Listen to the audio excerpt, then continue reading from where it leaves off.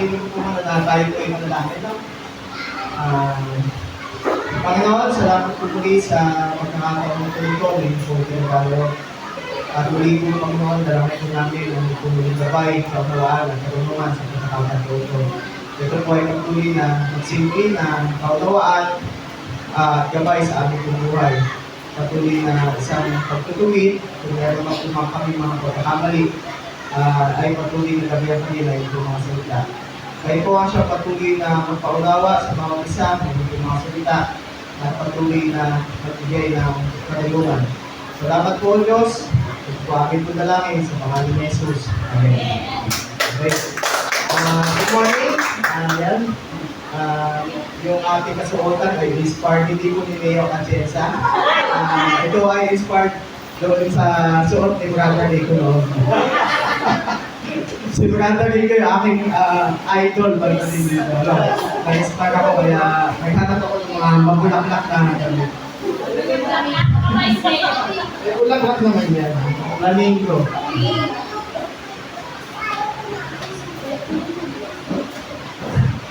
So sa ngayon po, sa ating buhay, meron po tayong ano po yung pagkakaalam natin sa ating po parts of the body. Ang ating pong buhay daw, ang isang tao ay pinabibilangan ng tripartite being daw tayo. Tripartite being, o tayo ay merong tatlong bahagi. Ang ating pong bilang isang tao. Alam niyo po ba yung yung bahagi ng ating bilang isang tao? Buto, laman at balat. Tama po ba? Buto, laman at balat. Tayo ay binubuo ng buto, laman at balat. No? Pero sa physical na katawan po natin, ang composition po ng katawan natin ay ito. So tayo po, ang ating pong katawan ay binubuo po ng vascular system na kung saan ito po yung nagpapump ng dugo sa iba't ibang part po ng katawan natin para magkaroon ng supply ng dugo. Ano po? Kailangan po kasi ng supply ng dugo sa different parts ng katawan po natin para tayo ay magkaroon ng paggalaw. Di ba? At yung ikalawa naman ay yung nervous system. Ito naman yung pinaka-command system. Ano po? Yung vascular system, yung puso po yung pinaka-main na nagpapump sa lahat ng blood vessel po natin. While yung nervous system naman, ito naman yung nagpapagalaw. Yung nervous system. Kaya nga po pag may mga nai-stroke, di ba? Ito po yung isa sa mga naapektuhan sa kanila, yung nervous system nila. So, ito po ay konektado sa utak. Ito po yung pinaka-command center para makapag-function yung ating pong different parts of the body. At yung lastly, yan yung skeleton. Hindi po tayo makakatayo kung puro muscle lang po tayo at puro vascular at saka nervous system. No? Para lang po tayong gulay nun. No? So ito po yung tatlong part ng katawan po natin na kung saan, kung paano po tayo nagpa-function ng maayos sa buhay nito. Pero doon sa spiritual yan, o sa mga bagay na hindi po nakikita sa katotohanan, sa biblical perspective, ito po tayo. Sa biblical perspective po, ang composition po natin bilang tripartite being is the body, na kung saan yung tinukoy po natin kanina, the soul, and the spirit. Ito po. Ito pong isang topic na ito, portion ng topic na ito. Ito yung isa sa mga paborito topic sa Pastor Bing, naalala ko nun. Kasi ito yung may mga patay. Diba? Si Pastor Bing yung ini-invite. Yan yung expertise, isa sa mga expertise ni Pastor Bing. Kasi po yung namatay yung mother ko at tatay ko, saan po yung ginamta ko para magsalita doon sa event na yun. At every time may mga patay, meron siyang compact na portable speaker. Doon niya dinadala sa mga event ng burol o patay. So, ito po yung composition bilang tripartite being po natin sa biblical aspect of perspective. Ano po? The body, yung katawan po natin, na kung saan, ito po yung nag-i-interact doon sa 5 senses po na meron po tayo. Ano ba yung 5 senses na meron tayo? Sa mga magagaling sa science dito. Sight, hearing, touch, taste, smell. Ang galing. Mukhang laging nag-aaral to si Ian talaga, no? Sense of sight, touch, hearing, smell, and taste. Yan yung 5 senses na nakaramdaman natin, nakakanasan natin sa physical body po natin.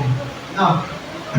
While yung soul naman, ano ba kaibahan ng soul at spirit? Parehas lang yan. Di ba? Ang soul po, ano yung soul?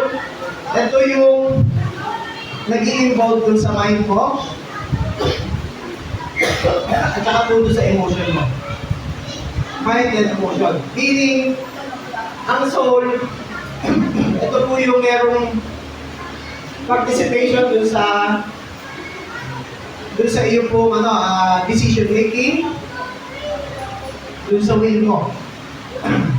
Yung free will natin na andito. Ano po?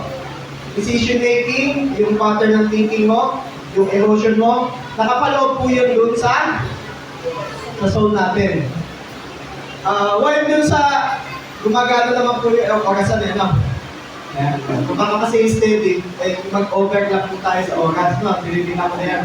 Kasi po yung discussion po, yung ibinabahagi po natin ngayon, tatagalan po ng mga 15 minutes. 15 minutes and 1 hour. Okay lang po ba? Hindi naman ganun katagal.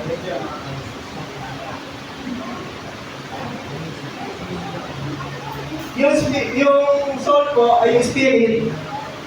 So yun po yung soul nag-i-involve ito sa decision making natin at doon sa ating faith, yung will, emotion.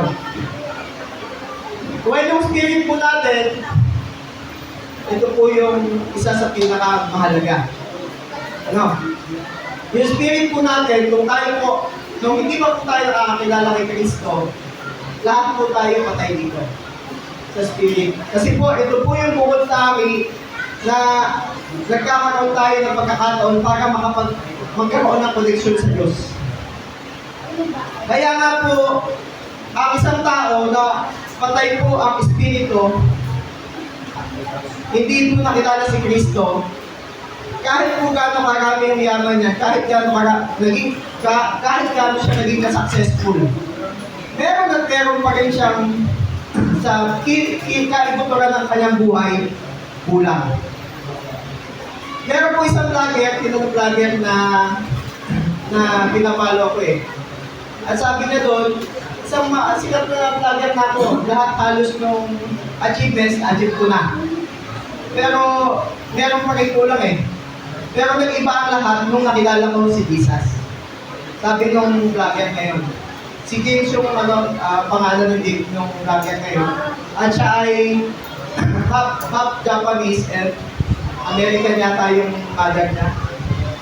Yun yung vlogger na yun. Talagang nabago yung buhay niya, nagbago yung perspective niya sa buhay, at nagkakaroon siya ng fulfillment doon sa kaibuturan ng buhay niya. Dahil doon sa pagkakilala niya sa Diyos. Itong spirit, ito yung bagay na hindi basta-basta na kakalasan na lahat.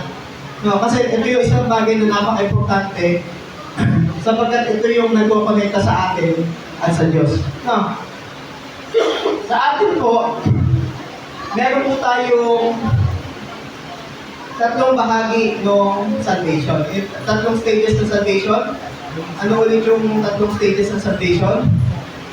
We have the justification, we have the sanctification, and we have the glorification. Yun po yung tatlong part ng salvation po natin. The first part is justification. Nung nakilala po natin si Jesus, tinanggap po natin siya bilang Diyos at tagapagligtas sa ating buhay, na-justify po tayo doon sa lahat ng ating pong mga minanang kasalanan. Ano po? Na-zero out, na-clear out po. Yung penalty nung sin na yun, na dapat tayo po yung mag-shoulder, nawala po lahat sa atin yun.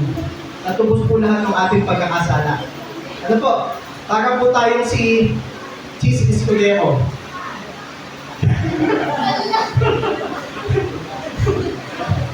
Nung umatin siya doon sa partido ng minority, na-wipe out lahat ng possible na pending case sa kanya. Ano po?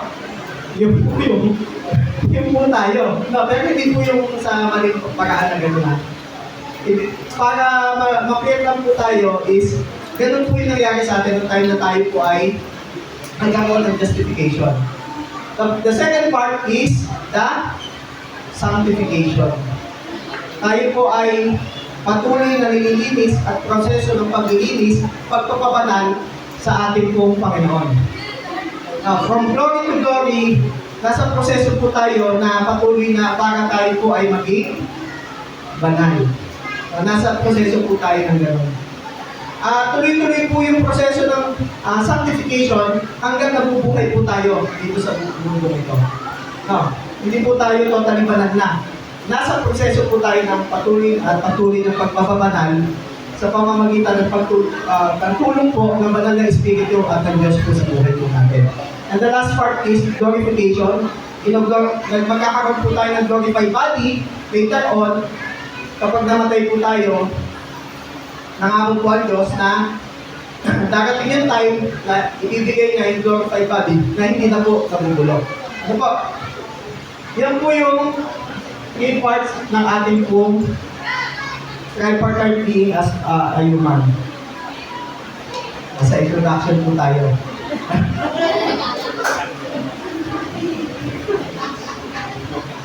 Maaga pa naman po, no? Huwag kayong mag-alala. Kasi yung sabi ko po kanina 15 minutes, yung po yung introduction. Ano po? Wala pa namang ano. So sa ngayon po, isang pong bagay na nais ko po ibahagi sa inyo na pinagnilay-nilay ko po na na-inspire po ako dito sa Word of God nito. Ay, ito po. Walk by the Spirit. Ito po yung title ng ating pong topic. Walk by the Spirit, freedom from the flesh, and power in God. So, ang paglakad sa Espiritu, sa kapangyarihan ng Espiritu, kalayaan sa laman, at kapangyarihan sa Diyos. Ang verse po natin is Galatians 5:16 to 17. Sabi po doon sa Galatians 5:16 to 17, so I say, walk by the Spirit, and you will not gratify the desires of the flesh. Of the flesh desires what is contrary to the Spirit, and the Spirit what is contrary to the flesh. They are in conflict with each other so that you are not do whatever they want. Kanina po, nakita po natin, we are tripartite being, and we have the body, soul, and the spirit. At sabi po doon, magkalaban yung dalawa. Doon po sa doon sa tatlong yon, merong dalawang magkalaban. At ang dalawang magkalaban ay ano? At sino? Yung laman, yung body, and our spirit, magkalaban po yun. Sabi po ng isang pastor, nanood po ako nung ceremony,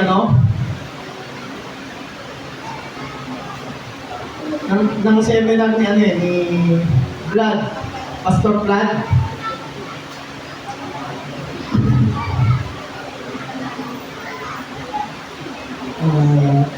Pastor Vlad, Vlad, kilala mo yun? Si Pastor Vlad Sakmo, parang gano'n. Diyan mo. Sabi niya, ang demonyo daw po ay mayroong regalo sa atin. Alam niyo po ba, may regalo daw ang demonyo sa atin. From the time na tayo ay itinangla. Isa pa na siya may regalo sa atin. At alam niyo po ano yung regalo na yun? yung ating pong flesh, yung ating pong katawan. Yun po yung regalo niya noong time na tayo ay ipinanganak sa mundo ito. At ito pong regalo ito, sabi niya dun sa kanyang speech, tinakin about the traitor inside me. So sabi doon, may the traitor inside me. Alam niyo po yung traitor? Nakita niyo yun sa Senado no? Yung mga traitor. Yan. Ang hirap yung traitor, di ba? At alam niyo po ba sa buhay natin meron daw traitor? At ang traitor na yun ay yung laman natin. Our flesh is the traitor inside of you. Ito yung traitor na parte ng buhay ng pagkatao mo na meron sa iyo. No. Na ito yung pwede mag-open ng opportunity kay Satanas para maka-operate siya sa iyo at ma-influensya ang kanya. Itong flesh nito. Nakuha po natin yun. So, ang sabi ni Pastor Vlad, is kailangan isarado natin lahat ng mga bagay na po pwede magkaroon ng opportunity si Satanas para makapasok sa atin o magkaroon ng influensya sa atin sa pamamagitan ng katawan po ito. Although the Bible says, sabi ng Bible, our body is the temple of the Holy Spirit. Pero, may mga gusto itong katawan na to, naturally, di ba ba? Merong naturally gusto itong katawan natin, merong passion, merong mas matinding cravings itong katawan na ito na meron tayo na against doon sa espiritu. Meron po ito. Ama po ba? Lahat po tayo meron nun. Natetempt ka, may mga pagkakataon at sinasabi ng katawan mo, i-chismis mo yung kapitbahay mo. Yung nalalaman mo, i-chismis mo sa kakilala mo. Diba?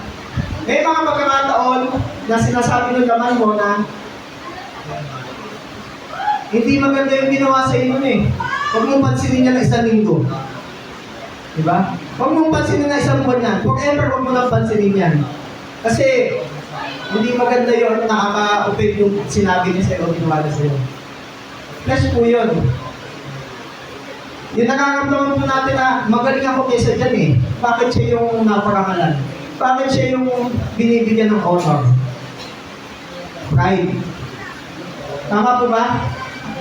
Ano man pong bagay na nakakamdaman po natin na kaliwas po doon sa nais ng Espiritu, ayun po ay flesh. Mga bagay po yun, dahil nandito pa po tayo sa mundo ito, nandito pa po tayo sa katawang lupang ito, meron at meron pagkakataon na matutukso po tayo o tinutukso tayo. At maaari po tayong tuksuhin. Ngayon, ang magiging part po natin is paano mo ito willfully tatanggihan. Kasi ginawa po tayo o binigyan po tayo ng Diyos ng free will. We have the free will. Hindi po tayo ginawa ng Diyos na ito ang gagawin nyo. Diba? Ang gagawin mo, opo, susunod po kami. Di po ba? Tayo ay binigyan ng puso at binigyan ng soul. Sabi doon kanina, sa three part ng tripartite being natin as human na makapag-decide. Piliin kung ano yung nakarapat. At magagawa po natin yon, mapapalakas po natin yung ating espiritu na upang matulungan tayo ma-overcome yung mga bagay na makalaman kung ito po ay ating pong papalakasin. Sabi po doon, do not gratify the desires of the flesh. Meron po mga desire po yung flesh natin. At na ito po ay taliwas doon sa pagnanais ng espiritu. Magkalaban po daw yun. Sa atin po, meron po tayong obligation upang makapamili kung ano yung tama na naka-align doon sa pagnanais ng espiritu.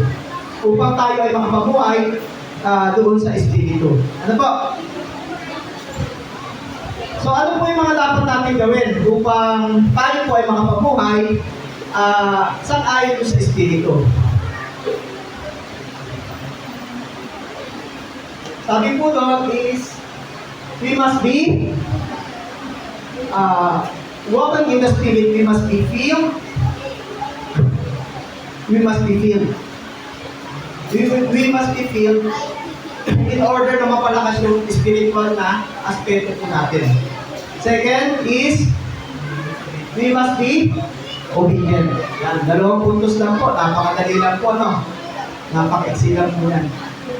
Be filled and be obedient. Yan po yung dalawang bagay na kailangan po natin gawin. Ngayon, paano po tayo magiging filled with the Spirit? Paano ba tayo mag-filled ng Spirito? How to be filled with the Spirit? Dati po, ang pagkakaakala ko, para mapuspos ng banal ng Espiritu, kailangan nagsasalita ko ng speaking in tongues. Kailangan ba, masasabi ko ako ay napupuspos ng banal ng Espiritu kapag ako ay nakakakita ng vision. Lord, pwede bang pa-experience ko sa akin na magkaroon ako ng vision? Yung katulad yung spiritual gifts din na meron sila. Yung dati yung perception ko. Bakit sila Lord meron ganito? Bakit ako wala? Dahil ba mas pinupuspos mo sila ng banal na Espiritu mo at ako hindi? Bakit sila nakakapag-speaking of tongues? Ako po, personally, hindi pa po nakakapag-speaking of tongues. Pero, hindi ko po sinasabi na hindi po natin i-desire to. Bawat isa po, meron po tayo mga gifts. At kung meron man po tayo mga gifts pa na nais, pwede po natin ipanalangin yan. At ang Diyos po ang magsasabi din kung yes or no. Maaaring sa akin, sa praktiko, maaaring no yung binigay sa akin na answer ng Diyos kasi baka pag binigyan kita ng kanyang gift, diyan ka na lang mag-focus. Magsalita ka na lang magsalita na speaking in tongues o mag-antay ka na lang ng mga vision sa akin. So instead of that, na-develop yung knowledge, word of knowledge at pagbabahagi ko ng salita ng Diyos. Yun po yung na-develop na gifts po sa akin. Kasi po, originally, mahihain po talaga ako. Nahihain po ako dati. Alam po nila, di ba, maganda rito, hindi ako ganun vocal. Pero dito po, I think, yung gifts na yun po yung nakatulong sa akin. Pero sa being filled po, yung sinasabi po natin dito, hindi pa lang po ganun, no? Sa ganung paraan lamang, masasabi natin na napupuspos ka o napupuso ka ng banal na Espiritu. Kundi sa pamamagitan ng fruits of the Holy Spirit. Yun po yung isang pinakabasihan at patayan para masabi mo na puspos ka ng banal na Espiritu. Ano ba yung fruits o bunga ng banal na Espiritu? Galatians 5:22-23, but the fruit of the Spirit is love, peace, joy, long-suffering, kindness, goodness, and self-control. Pag-isaduhin niyo po yun para every now and then, malalaman niyo po at madidiscern niyo. Oops, hindi ito bunga ng banal na Espiritu. Ano po? Kung nakikita niyo po yung mga fruits na yun, kung nakikita niyo po yung mga bunga na yun, ikaw kapatid ay puspos ng banal na Espiritu. Ikaw kapatid ay nakupuspos ng banal na Espiritu. Kung nakikita mo yung mga bunga na yun. Di po ba? Kung kahit gano'n mga kagaling magsalita yan, kahit alam naman from cover to cover in Bible, pero nakita mo naman yung bunga ng buhay niya, hindi mo nakikita yung bunga ng banal na Espiritu, niloloko niya lang yung sarili niya. Kasi nasabi niya napupuspos siya ng banal na Espiritu. Nakuha niyo po? So, isang indication po na kayo ay napupuspos ng banal na Espiritu is nasa inyo po yung bunga ng banal na Espiritu. At ilang practical na bagay po na para patuloy na mapuspos po tayo ng banal na Espiritu ay ang mga sumunod. Ano po? Sabi po dun sa Ephesians 5:15-18 na NIV, be very careful then how you live, not as unwise but wise, making the most of every opportunity because the days are evil. Therefore, do not be foolish, but understand what the Lord's will is. Do not get drunk on wine, which leads to debauchery. Instead, be filled with the Spirit. Sabi po doon, wag daw po tayo sa panahon na ito, di ba sabi doon, pasama na ng pasama ang mundo. Pasama na ng pasama ang mundo. At nakikita natin, visual yun sa paligid natin. Ano? Sabi po doon, huwag daw po tayong malako sa alak. Kundi tayo ay dapat na mapuno ng banal na espiritu. Ano po ba yung epekto kapag ikaw ay nalalasing? Yan yung mga manginginom dito, dati. Ano? Ako po, naging manginginom ako dati. Part ng buhay ko, nung lumabas ako, ginawa ko lahat yung mga bagay na nagawa ko lahat ng mga bagay na sa mundo. Mga bagay na na-experience sa mundo, nagawa ko po lahat ko. Siguro pina-experience ako, sige, makulit ka, lumabas ka muna. Lumabas ka muna anak, pero lagi ako nandito sa'yo. Diba? Na-experience ko po lahat yun. At iba yung di ba? Pag ikaw ay nalalasing, ano yung nangyayari? Ha? Ha? Maawa. Nahihilo, makulit. Alam ko din yun kasi tatay ko, certified. Tatay ko po ay certified. Kung meron pang professional, di ba? Ano ba yung sunod sa professional? Super expert level. Super expert level pagdating sa pag-inom po ng alak. Ano? Ang father ko po, isa po sa ganito. Ang sabi po doon is, marami po epekto ang alak. Di ba? Nagiging makulit, hindi ka nakakapag-isip ng matino, maayos, palaaway, maaaring nagiging war-free ka, at marami pang magiging implication nito. Kung paano daw po doon, yung epekto ng alak ay nakaka-apekto sa isang manginginom. Ganon din daw po dapat ang epekto ng banal na espiritu sa atin. Doon ang drunk, doon sa mga alak, instead be drunk with the Holy Spirit. Kailangan daw po tayo ay malamo doon sa banal na espiritu. Ibig po sabihin, yung influensya ng banal na espiritu, kapag tayo po ay laro sa banal na espiritu, di ba? Yung paraan ng pag-iisip mo, magbabago. Tama po ba yun? Yung influensya ng banal na espiritu, makikita sa iyo.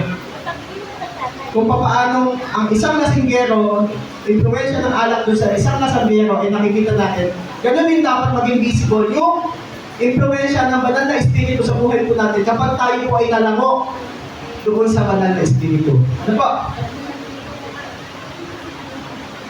Ang mga pamamaraan po is to feed ourselves with the Word of God. Lagi po natin nakikita yun, na-encounter. Sabi po sa Hebrews 4:12, for the Word of God is alive and active. Alive and active. Buhay po ang salita ng Diyos. Hindi po ito isang libro lamang na isinulat ng kung sino lang. Ito po ay libro na inspired, from cover to cover, inspired po ito ng banal na espiritu. At magagamit po natin para sa kabanalan. Ano po? Active, alive and active. Buhay po ang salita ng Diyos. Kaya kung ano man po yung mga nadinig natin, sabi doon, so is my word goes out from my mouth, it will not return to me empty, but will accomplish what I desire and achieve the purpose for which I share it. Kung ano man yung objective yung salita ng Diyos na ibahagi natin o na ipunla sa atin, meron po purpose yun at mapupulpul po ito yung purpose nito. Nakuha mo natin yan. Ang salita ng Diyos po ay meron kakayang magbago ng tao. Hindi po, yun yung pinakamalaking himala na pwede mangyari sa isang tao. Ano po? At yun po, next one nila, experience ko po yun. Nung bumalik po ako. Ewan ko po ba't biglang nagbago yung mga desire ko. Bilang nasa mundo, iba yung desire mo pag nasa mundo ka. Pero, parang isang ganun lang, parang nag-iba yung mga desire ko. Nag-iba bigla. Sabi nga doon, di ba, 2 Corinthians 5:17, therefore, if anyone is in Christ, He is now a new creation, the old has gone, the new has come. Tayo po ay nababago bigla. Nagkakaroon ng pagbabago doon sa desert natin once na tayo po ay nag-soak o nanatili doon sa mga salita ng Diyos. Ano po? Patuloy na ito po yung nagiging katulong natin para tayo po ay baguhin. So, feed your spirit with the word, and how from infancy you have known the Holy Scriptures, which are able to make you wise for salvation through faith in Christ Jesus. Ito po ay sinabi ni Apostol Pablo kay Timothy, yung kanya isa sa mga apprentice niya, no, disipulo ni Apostol Pablo.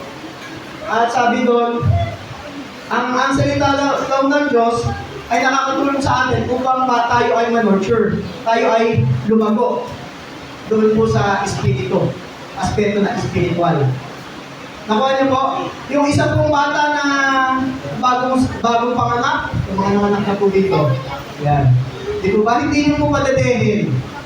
Ano po mangyayari nun? Ha? Iiyak, pag umiyak, magugutom, pag nagutom, mamamanlogis. Di po ba? Kapayat yun. Kapag hindi po natin sustain, yung pangangailangan ng katawan po niya, para ma-nurture, ma-fully develop yung kanyang parts ng katawan. Tama po ba? Ganun din po tayo. Bilang mga Kristiyano, hindi po one time yung, ay, total naman, ligtas na ako, hindi po natatapos sa justification. No, justified ka na, wala ka ng kasalanan. Kailangan po natin dumaan sa proseso ng sanctification. Yung sinabi po natin kanina. Kailangan po tayo dumaan sa proseso ng paglilinis. At magtutulungan po tayo noon upang maging full and complete po tayo sa harapan ng Diyos sa pamamagitan po ng salita ng Diyos. Tayo po ay magiging grounded, magiging fully mature, develop as a Christian kung tayo po ay magbabasa, magme-meditate ng mga salita ng Diyos. Nakuha niyo po kung mahalaga yun? Yes. Kung nade-depress ka, makakulang ka sa salita ng Diyos. I-meditate natin yung salita ng Diyos. Ako po, ang ginagawa ko po is, meron po mga memory verse. At yung memory verse na yun, naka-log sa notebook ko. Yung lahat ng memory verse na yun, na mga verses na pinili ko, para makatulong sa akin, hindi ko po kinakalimutan yun. Nililista ko po na nililista yun. And on a daily basis, isinasend ko po yun. Habang nagmamotor ako, habang may free time ako. Nare-record ko po yun on a sequence basis. Naka-sequence po sa akin yun. Daily basis, nini-meditate ko po yun. Inuunawa ko po kung paano ma-i-apply sa akin yung salita na yun. Kasi po, yung salita ng Diyos, kapag binuli-muli niyo po yun, may ibang revelation po na nakapaloob doon sa salita na yun, na magbibigay ng enlightenment, strength, motivation sa iyo, at para ikaw ay lumago as a Christian. Nakuha niyo po? Kaya napaka-importante po na kung meron po tayong mga dito sa buhay na ito, is to continuously nurture our spirit through the Word of God. Ang kailangan po kasi natin is mapalakas yung aspeto ng spiritual at mapahina yung design o influence ng laman. Nakuha po natin. Unfolding on your words gives light and it gives understanding to simple. So nagbibigay po ito ng karunungan, kaunawaan sa lahat po ng nananais nito. Ano? Sabi po doon, no? For you have been born again, not of perishable seed, but of imperishable through the living and enduring Word of God. Tayo po ay na-born again dahil po doon sa pamamagitan ng salita ng Diyos na naipunda po sa atin. Tama po ba? Yes! Dahil nakapakinig ka ng salita ng Diyos, naunawaan mo, tinanggap mo si Kristo sa buhay mo, na born again. Born again means it is not a religion. Born again means being born in the Spirit. Pinanganak po muli o binuhay muli yung ating spiritual na parte ng buhay po natin, ng pagkatao po natin.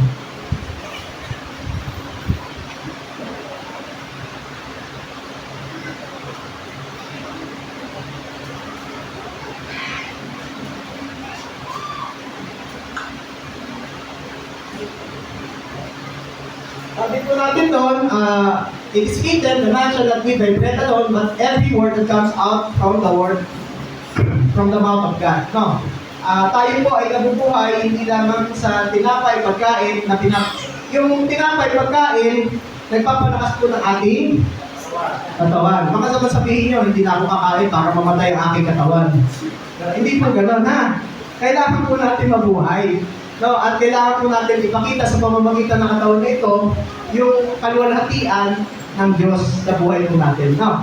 So, ang ibig lamang po natin sabihin dito is kung paano nangangailangan yung katawan natin ng pagkain at ma-sustain upang magkaroon ng nutrients, ganun din po yung ating yung spiritual na aspeto. No?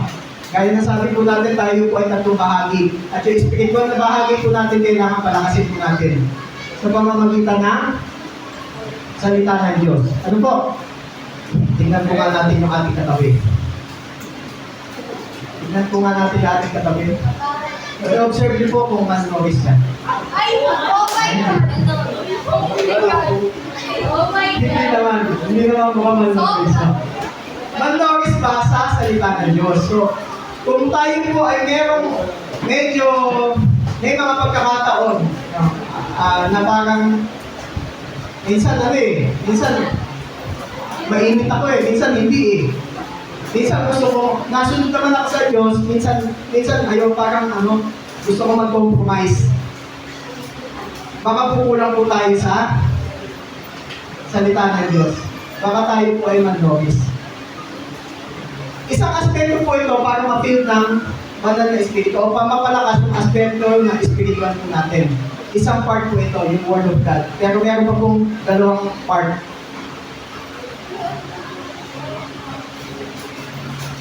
Ang salita po ng Diyos ay nakakatulong sa atin para tayo po ay maging kumpleto. Sabi po doon, all scripture is God-breathed, and useful for teaching, rebuking, correcting, and training in righteousness, so that the servant of God may be thoroughly equipped for every good work. Para po ma-equip tayo, yung lahat ng kinakailangan natin. No? Yung isa po karpintero, huwag mo bigyan ng martilyo. Kaya po ba yung bumuo ng bahay? Ha? Walang martilyo, walang pako.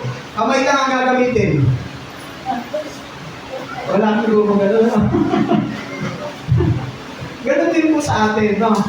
Meron po tayo, kailangan po natin ma-equip yung spiritual na aspeto po na ating buhay para po tayo ay makapamuhay ng maayos, kalugod-lugod sa harapan ng Diyos na po sa banal na espiritu sa pamamagitan ito pong salita ng Diyos. Ano po? Sa pamamagitan po nito, but those who delight in the law of the Lord and who meditates on it day and night, the person is like a tree planted by the streams of water, which yields its fruit in season. And whose leaf does not wither, whatever they do, prosper. Which yields its fruit in season. Namumunga po kapag tayo po ay puspos ng mga salita ng Diyos. Makikita po yun sa buhay po natin. Nagmamanifest po yun. Nakuha po natin yun. Kasi yung pattern ng thinking po natin, kung paano tayo mag-isip, kung paano tayo magsalita, at kung paano tayo kumilos, naaapektuhan po noong salita ng Diyos na nananatilit po sa atin. Nakuha po natin yun. Ganun po siya ka-importante. Kung kulang po tayo sa salita ng Diyos, hindi. Minimal po yung influence minimal yung influence sa atin para po tayo ay makapamunga ng sapat. Maaaring mayroong impulsive na bagay na nagalit ka, nainis ka. Pero mag-realize pa agad yung conviction, di ba? May conviction agad, tapos sorry po Lord. Medyo nabigla lang po ako. Sorry po, hindi ko na po ulitin. Di ba? Nag-realize po agad, meron kang pagkakamali at naunawaan mo na kailangan mo agad i-confess yun para linisin tayo. Di ba sabi naman ng Diyos, 1 John 1:9, if we confess our sins, He is faithful and just, and will forgive us our sins, and will purify us from all unrighteousness. Lilinisin niya po tayo. Papatawagin ka doon sa mga pagkakasala mo, lilinisin niya tayo doon sa anumang mga kadumihan natin. Habaw po natin yan.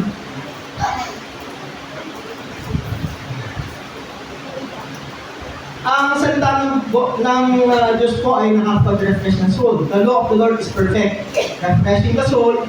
The statutes of the Lord are trustworthy, making the wise, making the simple wise. My soul clings to the dust, revive me according to your word. Nakaka-refresh. Kapag ikaw ay galing sa init, lalo na sa ganitong init. Tapos iinom ka ng milk tea na galing ni Sister Irene. Yung pinatenta ni Sister Irene. Ano yung dumadampi sa natin? Ano yung reaction mo? Sasabihin niya, refreshing, di ba? Tama ba? Ganun po yung salita ng Diyos. Kapag nasa pagkakataon po tayo na napapagod ka, di ba? Kasi dito po sa mundo ito, kapag naman po na tayo po ay mapagod. Di ba? Kapag na ma-depress ka, makaranas ka minsan ng anxiety, normal yun. Pero, pagka sa mga pagkakataon ganun, alam mo yung gagawin mo kasi, uy, meron nga palang mga pangako ang Diyos. Balikan ko nga. Panghawakan ko at panampalatayaan ko. Nakuha po natin, nakakapagbigay po yun ng refreshment, nakaka-revive po yun ng ano po natin, ng soul po natin. It revives us, ng spirit po natin. Ang salita ng Diyos po ay isa po offensive attack as believer. No, isa po itong offense. Para po tayo ay magkaroon ng offense kay Satanas. Diba? Yung defensive, alam niyo yung defensive? Ano yung defensive? Ang kakalang na sangga. Diba? Parang boksingero na sumasanggala ng sumasanggala. Meron kang boksingero na sumasanggala ng sumasanggala suntok. Kapag nakakita ka ng ganun boksingero, ano yung malalagyan nun? Sigurado, nahaharap niya yung mga suntok siguro sa ngayon. Pero mapapagod yan kinalaunan para knockdown, di ba? Na-knock out ka. Hindi pa pwedeng ikaw ay salagnan ng salag, kailangan ikaw ay umaatake. At ang pang-atake natin na makakatulong sa atin is salita ng Diyos. Di ba ano ba yung ginamit ni Jesus doon tayo na tinukso siya? 40 days and 40 nights. Di ba yung word of God? Kailangan, meron po tayo mga secret verses, secret weapon, kapag lalo po tayo sa temptation. Uy, minsan lang naman. Sige na, hindi pagagalit ang Diyos. Hindi. Sabi ng Diyos, ito. Diba? Ito yung dapat ko bang hawakan. Ito yung guidelines sa akin. Dito, ito yung dapat ko sundin. Ang salita po ng Diyos ay, sabi ko, it is not legalism. The Word of God is not legalism, but it is a protection. Hindi po rules, guidelines, and laws na kailangan po natin. Ang dami naman bawal, ang hirap naman maging Kristiyano kasi ang daming do's and don'ts. Diba? Parang sinasabi, ang daming bawal pag ikaw ay naging Kristiyano. Pero hindi po mahigpit ang Diyos. Alam niyo po, yung mga guidelines na ito, isinet po ng Diyos ito, hindi po para sa Kanya. Isinet po ng Diyos ito para ikaw ay protektahan. Nakuha po natin yun. Yung mga fence na nandun, nakapaligid dun sa isang kawan, diba? Nilalagay ng bastol para hindi mapariwara yung mga tupa. Tama po ba? Hindi sila pumunta doon sa at kainin ng wolf. So para sila ay maprotektahan. Itong fence na ito ay ginawa upang hindi sila mapariwara, kundi sila ay maprotektahan. Ganun din po ang salita ng Diyos.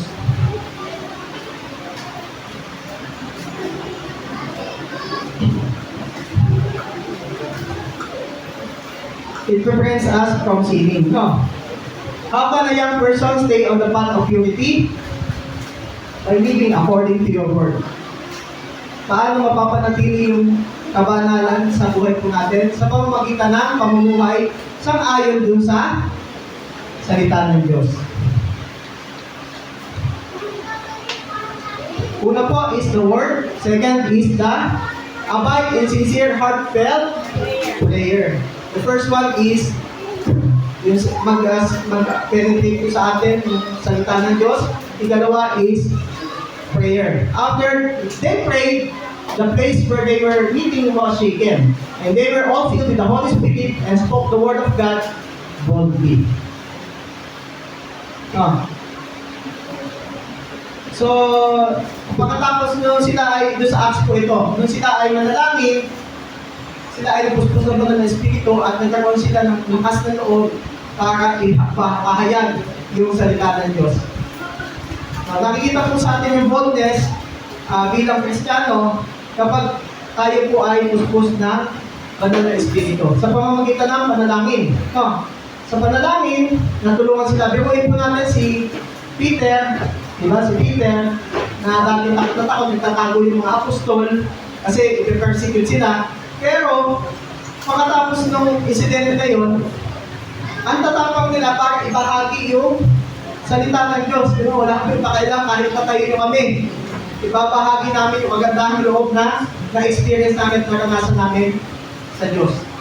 So, sa pamamagitan ng panalangin, natutulungan po tayo para mapuspos ng banal na Espiritu. Sabi po doon is, the Lord is near to all who call on Him. To all who call on Him in truth. No. So malapit po ang Diyos sa mga taong lumalapit sa Kanya. Go near to God and He will draw near to you. Ang unang gagawin is, we draw near to God. Call unto Him. Baka meron po tayo mga problema, sa mga suliranin, ang gagawin po natin is magmumukok po tayo sa isang tabi. Kawawa naman ako. Hindi na ako love the Lord. Ay, nagtatampo ako sa iyo, Lord. Sabi po doon, kung meron man tayo mga hinaing, lapit po tayo sa Diyos. Para yung ginagawa ni Sarah Lu, diba? Sabi nga, si Sarah Lu ay nagsusumbong kay Jesus. Sabi lang, Sarah Lu. So meron po tayo maliit na hinaing, para lumapit po tayo parang bata sa Diyos. Lord, hindi ko lang po kaya kung ano problema na ito. Medyo mahirap po ngayon yung pinagdadaanan ko. Sa inyo po po pinagkakatiwala ang lahat. Tulungan mo po. Di parang maging totoo tayo sa Diyos at tutulungan. Without a doubt, tutulungan po na tayo. Kailangan na po, we must willingly submit doon sa Kanya. Surrender po natin yung ating sarili sa Kanya para po tayo ay matulungan. Ano po? Hindi po tayo magtutulungan kung tayo po ay nag-resist. Tutulungan kita na kayo po. Diba? Hindi ka matutulungan kung ikaw ay nag-resist. Kailangan po natin is we must submit para tayo po ay matulungan niya. Yan, medyo masama na po yung tingin sa akin ni Pastor Ryan, medyo binibigay sa akin. Sabi ni Pastor.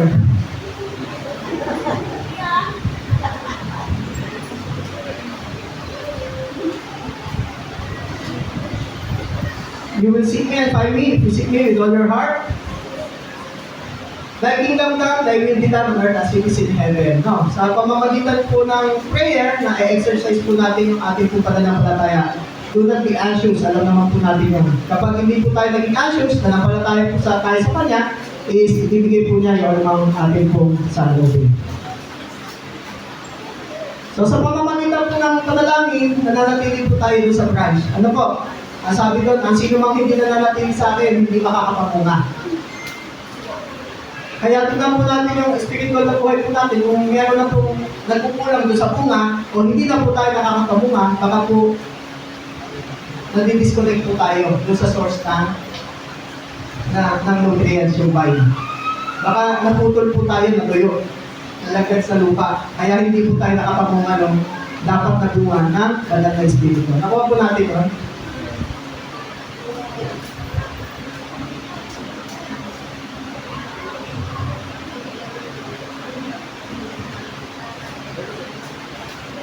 The third one is worship and surrender fully to God. Now, sabi ko doon, do not get drunk on wine, which lead to debauchery. Instead, be filled with the Spirit, speaking to one another with psalms, hymns, and songs from the Spirit. Sing and make music from your heart to the Lord, always giving thanks to the Father for everything in the name of Jesus. Now, So ang worship po ay is a vital part din po ng isang Kristiyano. Ano? Prayer, Word of God, and worship. Yan po yung tatlong bagay na kailangan po natin. Lagi po natin nadidinig din, ano? Lagi na lang yan. Alam na po namin yan. Worship, diba sabi po doon, umawin po tayo, no? Na nagagaling sa ating puso. Ang worship po, para kanino po ba ang worship? Para sa Diyos po. Ito po ba ay beneficial para sa Diyos? Kanino po beneficial? Sino po ang nakikinabang kapag ikaw ay sumasamba sa Diyos? Ay Diyos po ba? Tayo po ang nakikinabang doon. Hindi po ang Diyos. Ano po? Tayo po mismo personally, di ba nabubuhay yung spiritual na aspekto ng ating pong buhay at nakakakonect po tayo sa source ng buhay. Ano po? Ito po yung nagiging ano po natin. Nakakatulong po ito para patuloy na yung ating pong spiritual na bagay, spiritual na parte ng ating pong buhay ay manatiling connected sa ating pong Diyos. Hindi po, ito po yung nakakapagbigay ng satisfaction sa pinakakaloob-looban ng ating pong buhay, yung spirito po. Ano po? Ito po yung nakakapagbigay para yung anumang mga emptiness sa buhay mo, mapunuan. Mararamdaman po yan yung mga tayo po yung mga naka-experience na mag-worship, di ba? Parang merong something sa buhay ko, sa sarili ko, na satisfy ako. Ano po? Nagbibigay ito ng satisfaction sa atin po. Ano po?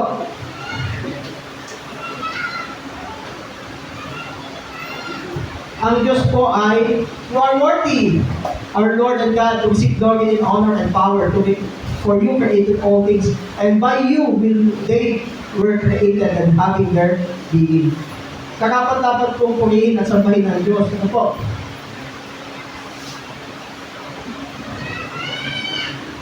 Sabi po doon, surely the righteous will praise your name and the upright will live in your presence. But you are holy and holy in the faces of Israel. Sa another Bible version po dito, the Lord inhabits in the praises of His people. Inhabits, ang tindi ng salitang yun enthroned, inhabits in the praises of His people. Yung word inhabits daw po is derived from the Hebrew word yashab. The word translated as inhabited or enthroned is yashab. It literally means to sit down, to remain, and to dwell. Sit down, remain, dwell. Nakuha niyo po yung salita yan, sit down, umuupo kasama natin, sumasama kasama natin, nanatiling kasama natin, at ang Diyos, ang presensya ng Diyos. So kapag tayo po ay nagpupumi sa Kanya, hindi lang po itong simpleng kumakanta ka, ang Diyos po ay yung presensya niya po, nakakanasan po natin. Part of His presence, part of His glory, na-experience po natin habang tayo po ay umaawit. Nakuha niyo po yun? Kaya po pagka tayo po ay nasa praise and worship, wag po tayo.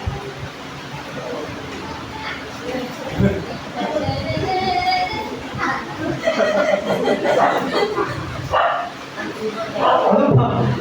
Kasi po nag-level po ang Diyos doon. Ang presensya po ng Diyos nakakasama po natin. Just express yourself. Hindi ko naman po sinabi na gayahin yung ginagawa natin. Ay, hindi ko kaya gawin yun. I-express nyo lang po, maging totoo lang po kayo sa sarili ninyo kung paano po kayo magpuri na makakarating po sa Kanya. Sapat na po yun. Hindi ko naman po sinabi gayahin nyo, ay kailangan ganun din ako. Diba? Hindi ko naman po sinabi gano'n. Meron po tayong iba't ibang pamamaraan na nai-express nyo po yung inyo po sarili na makakarating po sa Diyos yung pagpuri ninyo. Ano po? Gawin po natin yun. Huwag lang po yung yung parang naandito ka, pero parang wala ka dito. Pwede ba yun? physically present, pero mentally, yung kaisipan mo, habang nagpupugi dito, meron kaya kami magsasabi. Oh, Jesus. Tapos ano pa? Yung din ako bente, paano ko kaya makabayaran? Hallelujah. Ano ba? Ano kaya ang ulam mamaya? Praise be the name of the Lord. Naroon po natin, kung tayo po ay nandito, i-focus po natin ang ating full attention dito. No, sa beses na lang po sa linggo. Give your full attention and full force para ibigay po natin yung lahat ng dapat at pwede natin ibigay sa ating pong Panginoon. Okay po ba yun? Pero alam niyo po, natutuwa po ako dito sa church na ito kasi po, hindi pa napasaran. Yung, natutuwa po ako dito sa church na ito. Alam niyo po, isa sa strength ng church na ito is the praise and worship. Yun po yung isa sa strength na ito. Kasi nakita ko na din po yung ibang church. Yung momentum at impact kung paano mag-praise and worship yung church na ito, iba po. Iba din po. Yun po yung isa sa strength ng church na ito. Maging doon sa completion ng mga talent, gifts na meron yung mga nasa likod, mag-musician, and all that involves to praise and worship. Talaga pong buong buo. At saka, hindi. Ito po. Sabi ko kay Pastor dati, Pastor King, nung buhay pa, kwento ako. Pastor, ang konti nila. Parang ang konti nila ng Pastor. Medyo parang partial review and partial na correction sa akin yun. Hindi naman review kasi syempre nagkukwentuhan na kami. Oo, okay lang yan. Of course, ang quality ng tao nandun. Ang quality ng tao nandun. Hindi importante masyado malamig. Mas importante quality. Quality yung mga nagpupungit na nalalangit at yung mga pumupunta doon sa simbahan. Yung mas importante. Sabi ni Pastor Nino, na-realize ko, medyo tama naman, tama. Diba? So, sa atin po is patuloy na yung strength na po natin na pagpa-praise and worship. Patuloy po tayong mag-participate doon sa praise and worship. I-enjoy po natin yung full benefits ng praise and worship. Napakasarap po mag-praise sa Panginoon. Even dito po, pwede din po kayo mag-praise and worship sa personal na buhay niyo. Habang nagdadrive kayo ng motor, habang nagbabiyahe kayo, pwede po kayo mag-praise and worship. Hindi naman dito sa simbahan, pwede mag-praise and worship. Kahit saan, pati po kayo, nasa CR ka man, di ba? Oh, thank you, Jesus. Di ba? Sasagot ka, naglalaba ka. Pwede po natin gawin yun. Hindi naman kailangan laging formal. Pag-aharap ka sa Diyos, dapat lagi nakasuot muna ako ng maayos, nakabilis ako, tapos dapat formal. So minsan dyan, bago ko mag-praise and worship. Hindi. Kahit saan po, pag-pigay ng alcohol, pwede po kayo mag-praise and worship. Anytime, anywhere. Ano po? At any day.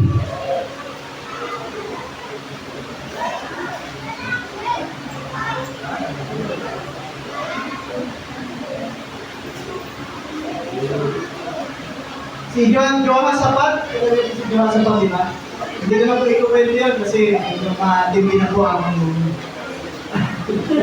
si Johan Sapat, kilala din po, di ba? Kaya nga, nung tinanong natin kung sino si Johan Sapat, umamit agad si Pastor. Alam na namin yan. Si Johan Sapat, nung may kagagawa ng labanan, ang Moab, Ammon, and meron pa isang na gusto kong mag-invade sa kanila. Diba? Lord, hindi namin kaya to. Daming gusto nga na ako sa bayan mo. Kaya may nagpahayag ang Diyos, huwag kayong magkalala, ako ang lalaban sa inyo. Ang ginawa ni Josaphat, nagkaroon siya ng frontliner na mga praise and worship, di ba? Yun yung ginawa ng frontliner. Hindi mga sundalo ang pinrontline niya. Yung pinrontline niya is yung mga tumutugtog, praise and worship. Nung nagsimula na sila tumutugtog, na-confuse yung mga kalaban. Ang nagpatayan, sila hanggang sa naupos. Wala silang kahirap-hirap. Ang ginawa nila, sinamsam lang nila yung lahat ng natira dun sa labanan. 4 days, 8 days to 4 days, dapat sila, hindi pa nila totally na uubos lahat ng dapat kunin. Ganun ka, hindi yung praise and worship. So kung ano man yung kinakaharap natin problema, ano man yung kondisyon na meron tayo, kapag nag-praise and worship daw tayo, mawawasak lahat yun. Ma-overcome natin yun, kapag tatagumpayan natin yan. Amen po ba? Amen.